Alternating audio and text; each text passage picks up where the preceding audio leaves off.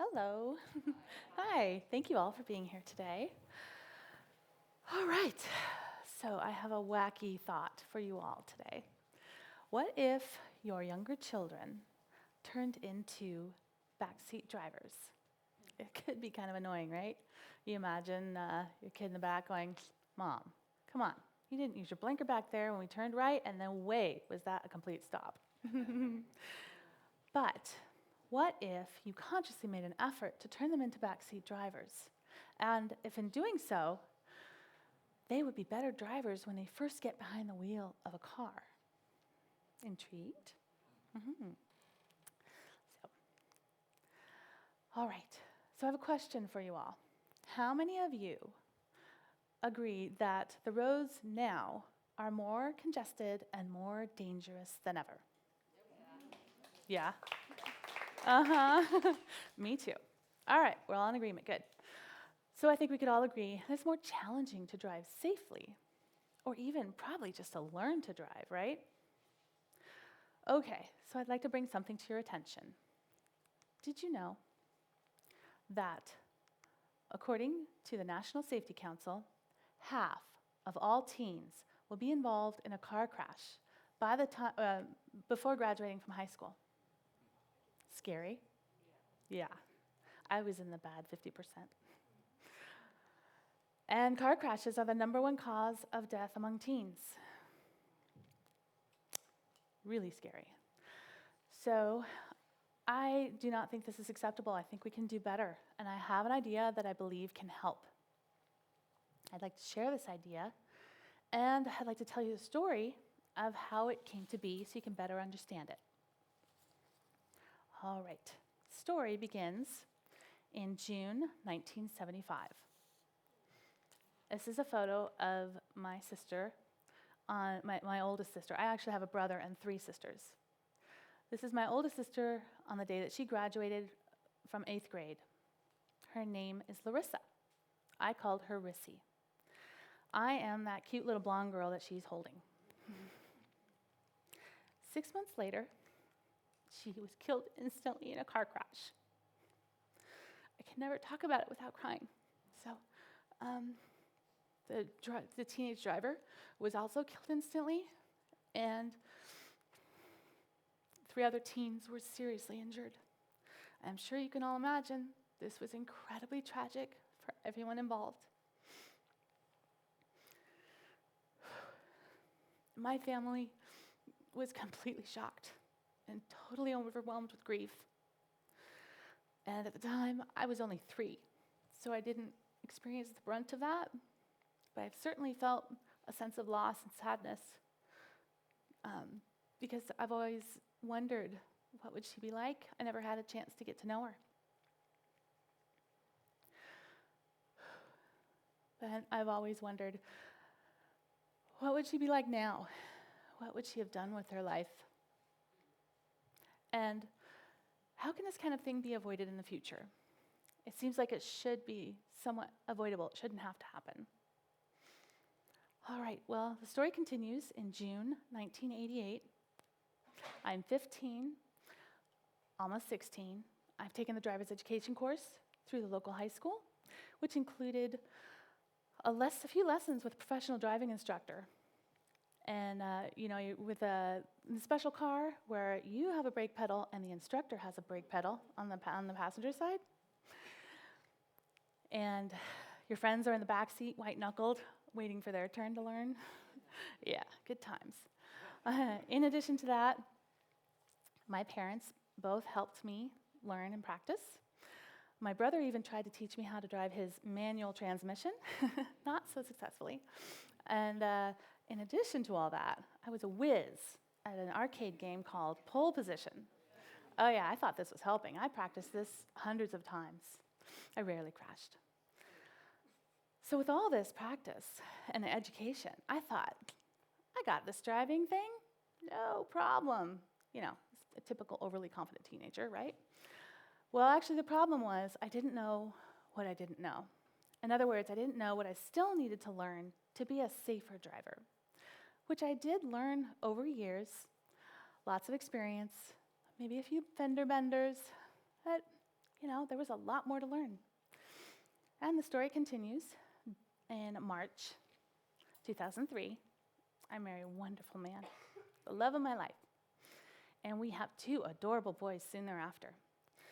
And we also have 8 nieces and nephews. So each one of these nieces and nephews are older than our kids, and I saw them all go from a cute little 12-year-old 6th grader to 15-year-old, overly confident, high schooler, eager to drive. And it felt like that. So I thought, when my kids were younger, I thought, okay, I'm going to take the initiative, do something different, and I'm going to teach my kids about driving from a young age by playing card games. So I've been a teacher, and I feel pretty comfortable doing this, and I think anyone could do this, really. I think the key is to make these lessons fun, relatable, and interactive. If you can do that, go for it. All right. Now, before you go for it, we need to do something. Can anyone guess what that thing might be? No? Well, you got to pass up the electronics. This is a view from my car. It's a pretty typical view. And I have found that all the electronic gadgets are just too tempting. And even if I do say, hey, pay attention, they may still continue to play when they think I'm not looking, off to the side. So just pass them up, get rid of that temptation. And now we can focus. All right, so the phrase I want you all to walk away with today is sip to stay safe. What does that mean? Well, just as you would sip a very hot beverage, coffee, tea, or whatnot, you'll sip it slowly so as to keep your mouth safe from being burned. You're going to play the sip games to keep your kids safe when they start driving. All right, so the SIP games, it's an acronym, stands for 3 games: Situation, I Spy, and Pop Quiz. All right, first game is Situation. With Situation, you're going to wait for a teachable moment, bring it to the children's attention, and depending on how complicated the situation is, you'll ask more or less fewer questions. So what I personally think, when the kids are younger, you're going to want them to get in the habit of looking around. Not just looking ahead. So get in the habit of looking all around, noticing details, and just learning a whole bunch of little tidbits of information. I personally would wait until the kids are older, 14 or 15, to talk about the worst case scenarios and the horrible consequences, right? Because there's some bad stuff that can happen. All right, so here's an example. I might say to my boys, hey guys, look to the right, what do you see? Is that lady driving in a focused way, or is she driving distractedly? Could she cause a car crash? Yeah. Do you want to be driving anywhere around her? The front, the back, somewhere to the side? No, I don't either. So, moving on. The next game is I Spy. As many of you may already know how to play the traditional game. A person who initiates the game says, I spy, and then describes the thing they spy or see, usually with a color. For example, I spy something blue. And then the other people playing the game would say, they would guess what the blue thing is. Could it be the sky? Or her jeans? So when it comes to the driving game, the parent/guardian/teacher would initiate the game by saying, I spy, and then the nice thing is, you're not telling them what you see. They have to kind of figure it out by giving them a descriptive term. So, for example, I spy potentially hazardous situation. You can remind them, you know how heavy it is to shovel snow in our driveway? Geez, think about all the snow on that vehicle. Do you want to be driving behind it? What if it stops suddenly? Where will all that snow go? What will the weight of that snow do to that van when it turns? What should they have done before they started driving? And so on. Next game, Pop Quiz. Pretty straightforward. One quick question with one straightforward answer. The trick is you want to time it just right. Okay? So I often time it so that they just have a couple seconds to figure it out, much as when you're driving. A couple seconds to figure it out. All right, so just as you're about to pass this sign, you might say, what was the speed limit of this upcoming turn? And see if they can look around quick enough to figure it out. And then, of course, once you finish the turn, you go, what do you think the rest of the speed limit is on the straightaways? Take your best guess. So those are the SIP games. The next game we have is the navigator game. Now, I didn't think of this one. My brilliant friend out there, she did. Basically, you're going to encourage your kids to be human navigators. Because again, I'm totally guilty of this. I let my kids use their electronics in the car to keep it quiet so I can focus on driving safely, right? But if you do that all the time, the kids aren't paying attention to how to navigate or get around the roads of their hometown. So you challenge them. Hey, how about if you tell me how to get to the grocery store? You got to give me specific directions, just like a GPS. And you have to give me plenty of time to make appropriate lane changes and slow down so I can turn safely. You can't just say, turn right now. That won't work. So, with the navigator game, it gives them a good challenge. You could up that challenge. You could make it even more challenging by saying, not only are you going to give me directions, you're going to tell me the names of the roads we're turning onto. For example, you're not going to say turn right at the next stoplight. You'll say turn right at the next stoplight onto Fairview. And then it makes it a little more challenging. So some of your kids may say, I don't want to play this game. I don't really need to. I've got GPS on my phone, right? Well, that is true.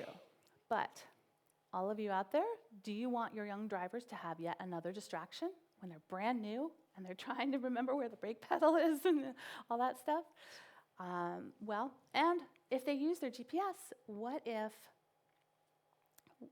the phone loses a signal?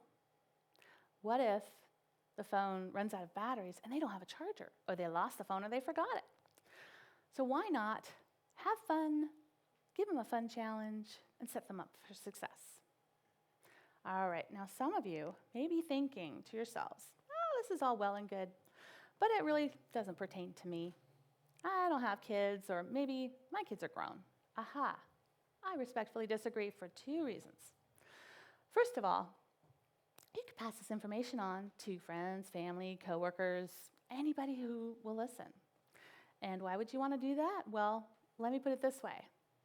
The more educated, alert, aware all the drivers are, especially the young, inexperienced ones, the safer, theoretically, everyone should be on the road, right? Including you and your loved ones.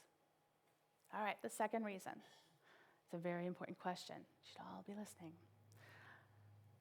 All of you who operate a vehicle, need to decide. Do you want to be a good driver role model or a bad driver role model? Because all the kids and parents and guardians playing these SIP games, they're going to be watching. All of you, all right? Now, one person recently accused me of being irrationally passionate about this subject. Maybe that's true. And I wanted to, I have a unique perspective, but I want to turn this passion into a safe driver movement. I want to give these kids all that we can. And, it's not a guarantee that this will help kids, but, there are teenagers. They have teenage brains that are not fully developed, maybe a little irrational, maybe not perfect judgment, and we all make mistakes. But I really do believe, imagine playing these games for years could really help them, maybe even save some lives.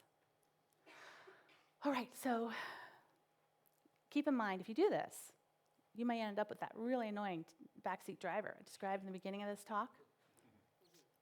But wouldn't it be wonderful to know that you did all that you could to help give your child the best chances for success and the best possible start to their driving career? So let's do all that we can, all of us, to make sure that everyone reaches their destination safely every day. Thank you.